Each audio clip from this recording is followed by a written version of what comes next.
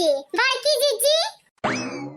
खतिया बहनी लड़की गए आज पहले चली आई है बहनी तो हाल लगाए बाटी हां नहीं तो बड़की जीजी आई गए हो अरे बड़ी देर लगाए दियो भातार काटो नहीं के अरे काव करी लड़का बहनी काव कहा थे अपने बनवारी खाना पीना दिए लागे ना जरे जा दिया होई है हम कावे में कोनो बात ना बड़की जीजी आई तो गयो कहां के दक्षिणा ही ना आई वही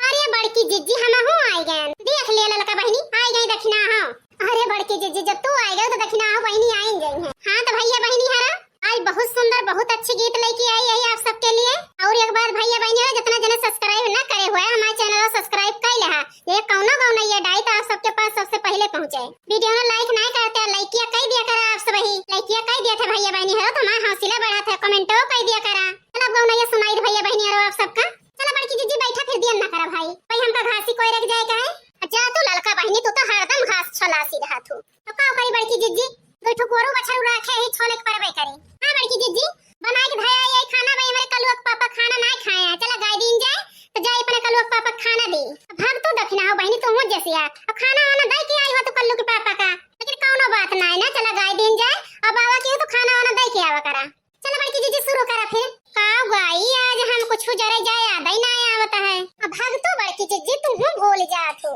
अरे भतीजा पर हम गाय रही हो जन गाय रही हो वही गाय दे तू ही हूं सही कातिया लड़की ला वही गाय दी थी कहां बड़की जीजी चल पुरवा दो ना जनी हां नहीं तो बिना बालाए चली